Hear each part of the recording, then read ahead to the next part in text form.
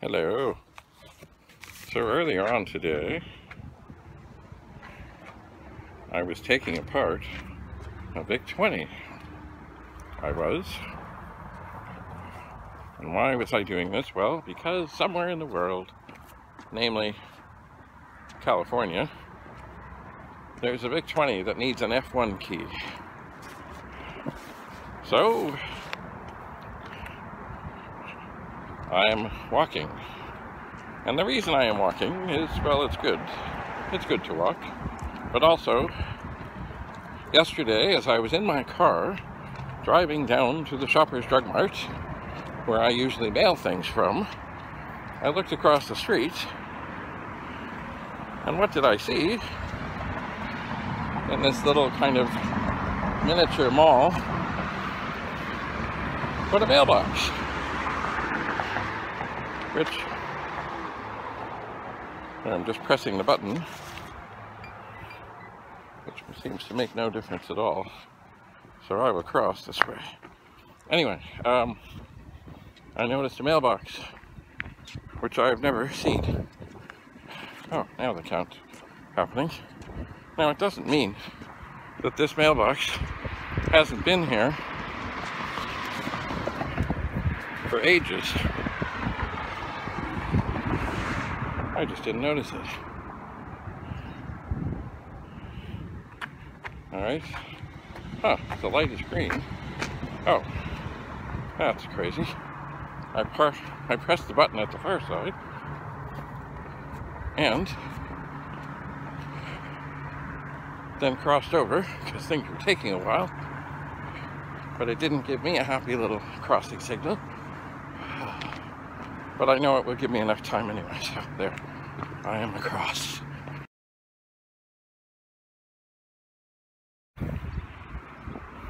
Hello, it's me again. I guess when I do these things, going a walking to drop something in the mailbox, I need to turn my cellular service off, because it seems that some call tried to come in. It wasn't for me, but it knocked my recording offline, so I'll do something about that. This is my first time using this selfie stick that I got long ago.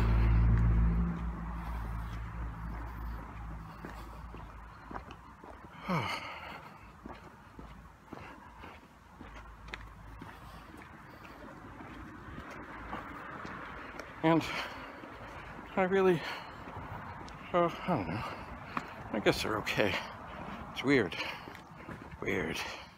Anyway, here I am approaching the mailbox. See, there are these things where I live called super boxes. There are. But you can't put anything in there that's bigger than... Hello. My hand is not working. It's the selfie stick. It's in. All right. It's in. It's on its way. The F1 key is on the way. All right. So now, I'm gonna walk across the grass in the parking lot here. I should get out and walk some more. It's not bad today, but from what I hear, there will be snow in, about 3 days.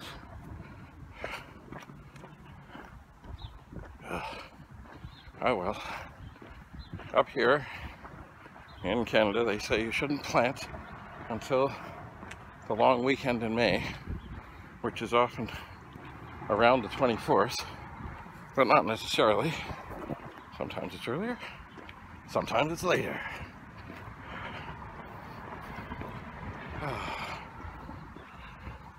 So what I think I'm going to do now, I'm going to go home, am. And then I'm going to head out into the backyard. Well, here we go again. It's funny, no one ever calls, except when I'm testing this thing out. So I've been knocked offline twice. Ooh. Here comes a very early Mustang. And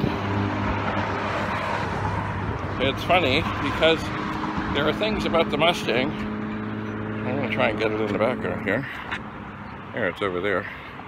There are things about the Mustang that few people know. For one thing, it wasn't, I mean, it was a great car. It still is a great car.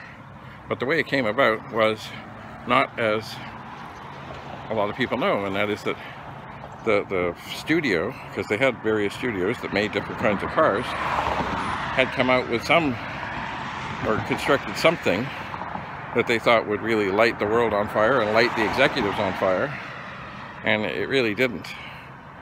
But on a blackboard, like a great big blackboard on wheels, there was a few sketches, including the horse, and the guy who ran the studio was so pissed off of the way things had gone with whatever it was the car that they had tried to pitch was going to be. He said, "Oh yeah? Well, what do you think of this?" And he flipped around the blackboard. Oh, there goes the Mustang. Oh, it's not quite, it's early, but not as early as I thought.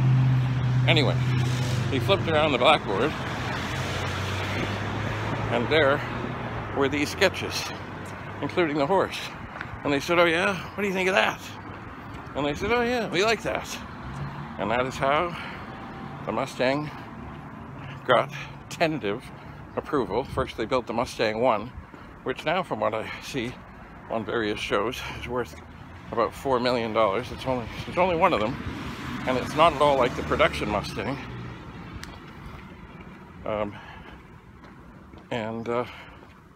Yeah, that's how the Mustang got started, because I wonder what would have happened if they had opted or liked whatever car it was that the studio was pitching.